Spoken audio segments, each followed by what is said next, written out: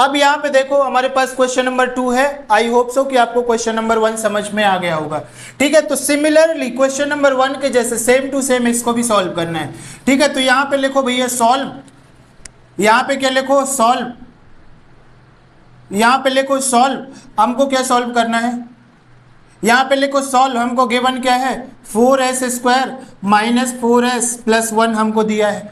मैंने क्या बताया फर्स्ट क्वेश्चन में, क्या बताया कि फर्स्ट वाले से लास्ट वाले को मल्टीप्लाई करो। ठीक है, मल्टीप्लाई करो तो कितना आ जाएगा 4 इंटू 1 कितना हो जाएगा 4 हो जाएगा। ठीक है, अब इसका क्या करो भैया फैक्टराइजेशन कर लो, 2 2 जा 4 2 1 जा 2, तो ये क्या हो जाएगा हमारे पास 2 इंटू 2 फैक्टराइजेशन हो गया। अब क्या हो जाएगा हमारे पास मल्टीप्लाई करने पे 4 आ जाए तो ये देखो 2 2 जा 4 हो गया।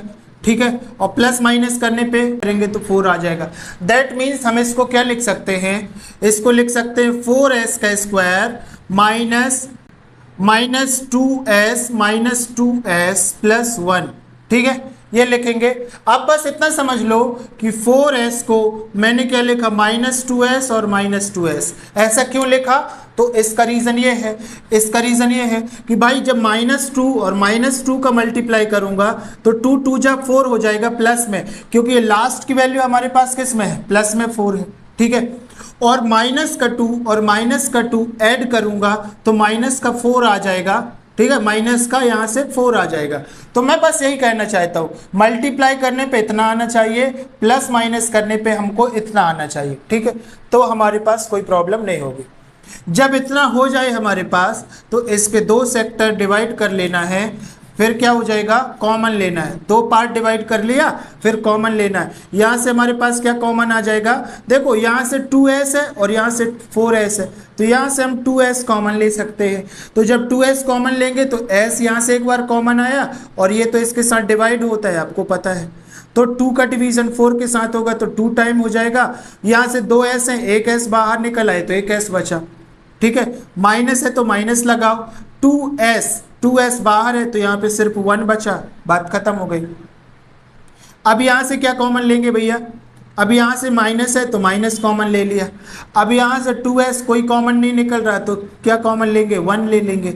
जब 1 लेंगे तो ये माइनस और ये माइनस तो ये हो जाएगा प्लस में, मतलब 2s हो जाएगा। ठीक है, और प्लस है, प्लस और माइनस क्या हो जाएगा माइनस, और जब माइनस 1 का मल्टीप्लाई 1 के साथ करेंगे तो 1 हो जाएगा बस। और आपको पता है, आपको क्या पता है कि जब आपका क्वेश्चन सही होता है तो ये वाला पार्ट और ये इक्वल आता है, और इसी इक्वल में से हम एक को निकाल देते हैं तो ये हो जाएगा 2s माइनस का 1 एक जगह पे, और एक साइड क्या हो जाएगा 2s माइनस का 1, ये वाला 2s माइनस का 1। ठीक है, अब हमको क्या निकालना है जीरोस पॉलिनोमियल, तो हमको क्या निकालना है quad zeros polynomial, zeros polynomial निकालना है, जीरोस पॉलिनोमियल ऑफ इक्वेशन निकालना है। तो क्या हो जाएगा ये हमारे पास 2s माइनस का 1 और यहाँ से 2s माइनस का 1 इज इक्वल टू 0। ठीक है, आपको भी साथ में सॉल्व करते जाना है। ठीक है, अब ये क्या हो जाएगा, इसका मतलब क्या होता है 2s माइनस का 1 इज इक्वल टू 0, और यहाँ से भी क्या हो जाएगा 2s माइनस का 1 is equal to 0। First question में हमने किया ना सेम टू सेम भाई, सेम टू सेम, कुछ भी नहीं करना है।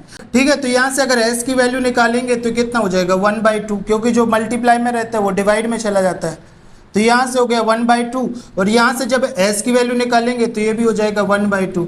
ठीक है, तो इस तरीके से ये आ गए हमारे पास zeros polynomial of a given equation. चाहो तो लिख सकते हो आप लोग एक statement, zeros polynomial of given equation is 1/2, 1/2। ठीक है, ये आप लोगों को निकालना है, ये आप लोगों ने निकाल लिया। अब क्या निकालना है हमको रिलेशनशिप बिटवीन जीरोस, तो हम इसको रफ कर देंगे थोड़ा सा यहाँ से। ठीक है, अब क्या हो जाएगा हमारे पास, जब हम रिलेशनशिप निकालते हैं तो क्या हो जाएगा, पहला हम लोग क्या निकालते हैं sum of zeros. Sum of zeros क्या होता है भैया, alpha plus beta is equal to minus का बी अपॉन ए। ठीक है। और जहां पे b और a क्या होते हैं ये भी मैं बता चुका हूं आपको, फिर भी लिख देता हूं। कोफिशिएंट, यहां से आप लोगों को ध्यान रखना है कहां से आता है, हमारे पास क्वाड्रेटिक इक्वेशन होता है ना। क्वाड्रेटिक इक्वेशन क्या होता है, ax² plus bx plus c is equal to 0। ये आपके पास क्वाड्रेटिक इक्वेशन होता है, इंट्रोडक्शन में मैंने बता दिया है। तो ये क्या है, b है, तो कोफिशिएंट ऑफ b है, ये मतलब ये b है, मतलब ये b है ना, तो ये क्या हो जाएगा, कोफिशिएंट ऑफ x, तो ये हो जाएगा कोफिशिएंट ऑफ x। और ये a है, that means coefficient of x², ठीक है। तो ये हो जाएगा कोफिशिएंट ऑफ x का स्क्वायर, ठीक है।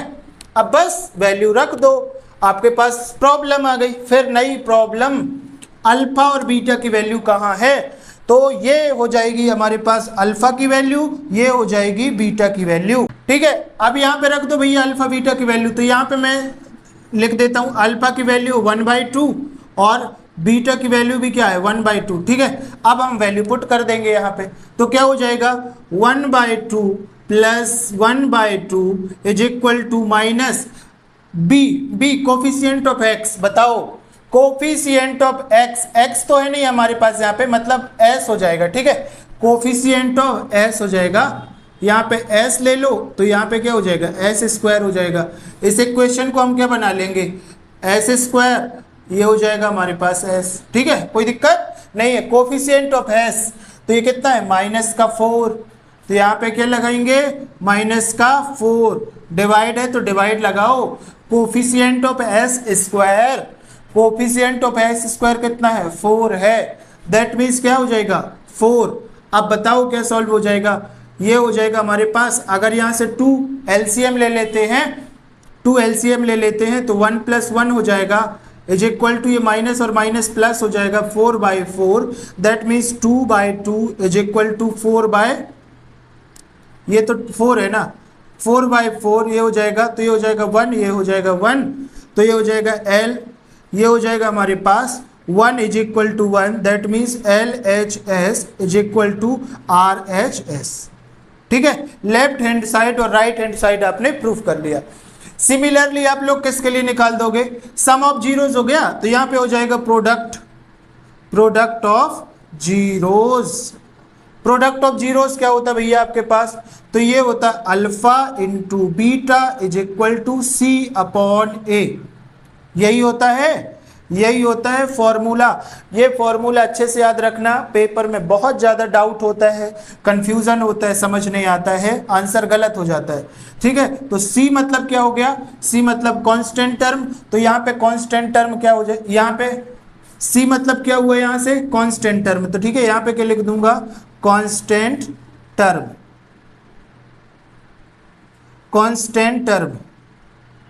ठीक है। और A क्या है हमारे पास, A तो हो जाएगा कोफिशिएंट ऑफ s², ठीक है, ये हो जाएगा। अब रख दो वैल्यू अल्फा इंटू बीटा, मतलब ये हो जाएगा 1/2 into 1/2 is equal to C की वैल्यू क्या है, यहाँ से C की वैल्यू तो 1 है ना, मतलब कांस्टेंट की वैल्यू क्या है 1 हो जाएगा।